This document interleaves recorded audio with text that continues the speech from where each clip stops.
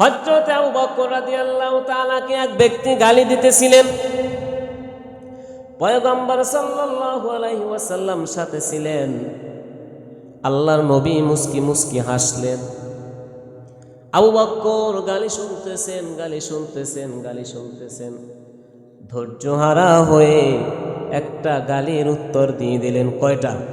একটা উত্তর দিয়েছেন। আল্লাহর নবীজির মনটা বেজার হয়ে গেছে, মলিন হয়ে গেছে। পয়গম্বর দাঁড়ানো অবস্থায় ছিলেন, হাঁটা শুরু করলেন। আবু বকরের কথা শুনে আবু বকর আশ্চর্য হয়ে গেছেন। পয়গম্বরের সামনে আমাকে অনেক গালি দিতেছে, কিন্তু আল্লাহ নবী কোনো সারা শব্দ দিলেন না, মুস্কি মুস্কি হাসলেন।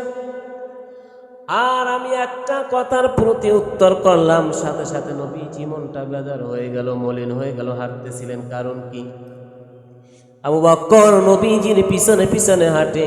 হঠাৎ করে জিজ্ঞেস করলেন, হুজুর, ইয়া রাসূলুল্লাহ, ইয়া হাবিবাল্লাহ, আপনার সামনে ওই লোকটা আমাকে কতগুলো গালমন্দ করলো, গালি দিল, আপনি মুস্কি মুস্কি হাসলেন। আমি যখনই একটা কথার উত্তর দিলাম, তখনই আপনি মনটা বেজার হয়ে গেছে। কারণ কি? আল্লাহর পয়গম্বর বললেন, আবু বকর, তোমাকে যখন ওই লোকটা গালি দিতেছিল, তখন আমার আল্লাহর পক্ষ থেকে তোমার জন্য একজন ফেরেশতা নিযুক্ত ছিলেন। জোরে বলেন সুবহানাল্লাহ। একজন ফেরেশতা তোমার পক্ষ হয়ে গালির উত্তর দিতেছিল। আল্লাহর পাক রব্বুল আলামিন ফেরেশতা নিযুক্ত করলেন, যাও আমার বান্দা আবু বকরকে কাফের মুশরিকরা গালমন্দ করতেছে, আমার পক্ষ থেকে তুমি গালমন্দের জবাব দিয়ে দাও। আবু বকর, যখন তুমি একটা জবাব দিলা, উত্তর দিলা, আল্লাহর পক্ষ থেকে ফেরেশতা চলে গিয়েছেন, শয়তান এসে হাজির হয়েছে। নাউজুবিল্লাহ। ও আবু বকর, যখন তোমাকে কেউ গালমন্দ করে, আল্লাহর পক্ষ থেকে যদি কেউ উত্তর দেয়, সেটাই তো উত্তম, তুমি কেন আবার উত্তর দিতে গেলা? এই জন্য আল্লাহর পয়গম্বর বললেন যে তোমরা সুস্বভাব আচরণ চরিত্র গঠন করো। আতাউন নাবিয়্যা ইয়া রাসূলুল্লাহ সাল্লাল্লাহু আলাইহি ওয়াসাল্লাম ফাকালু আসসালামু আলাইকা। ইহুদি নবীজির দরবারে এসে নবীজিকে বললেন, ফাকামু আসসালামু আলাইকা ইয়া রাসূলুল্লাহ, তোমার মৃত্যু হোক। আল্লাহ নবী বললেন, ক্বালা ওয়া আলাইকুম, তোমাদেরও মৃত্যু হোক। আল্লাহ নবীর মৃত্যু কামনা করলেন এক ইহুদি। আয়েশা রাদিয়াল্লাহু তাআলা শুনলেন। আম্মা জান আয়েশা রাদিয়াল্লাহু তাআলা শুনে ধৈর্য ধারণ করতে পারলেন না। হঠাৎ করে আয়েশা রাদিয়াল্লাহু তাআলা বললেন, ফাকালাত আয়েশা আসসালামু আলাইকুম ওয়া লানাকুম ওয়া গদিবাল্লাহু আলাইকুম।